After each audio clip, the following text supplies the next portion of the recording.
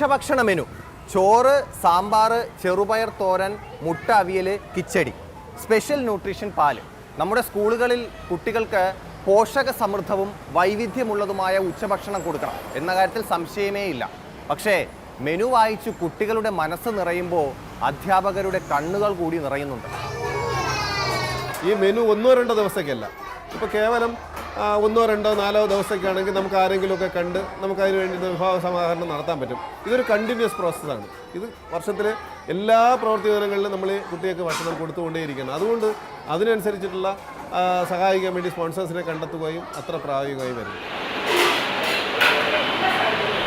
ഈ തുക മാസാമാസം നമുക്ക് ലഭ്യമാകേണ്ടത് ഏറ്റവും പ്രധാനപ്പെട്ട ഒരു കാര്യമാണ്. നമുക്ക് ഒരു മാസത്തേക്കൊക്കെ നമുക്കൊരു കടയിലോ എവിടെയെങ്കിലും പോയി നമുക്കൊന്ന് കടം പറയാം. പക്ഷേ ഒരു മാസത്തിലധികമാകുമ്പോൾ ഈ 2ാമത്തെ മാസമാകുമ്പോൾ കടക്കാരനും ബുദ്ധിമുട്ടാകും. ഞാൻ സ്കൂളിൽ പഠിക്കുന്ന സമയത്ത് കഞ്ഞിയും പയറുമായിരുന്നു ഉച്ചഭക്ഷണം. ഇപ്പോൾ അതൊക്കെ മാറി. നമ്മുടെ സ്കൂളുകളിൽ കുട്ടികൾക്ക് മികച്ച ഉച്ചഭക്ഷണം കൊടുക്കണം എന്നുള്ള കാര്യത്തിൽ ഒരു തർക്കവുമില്ല. സർക്കാരിൻ്റെ ഉദ്ദേശശുദ്ധിക്ക് 100-ൽ 100 മാർക്ക്. പക്ഷേ ഉച്ചഭക്ഷണ പദ്ധതിയിലെ ഈ സാമ്പത്തിക പ്രശ്നം പരിഹരിക്കണം.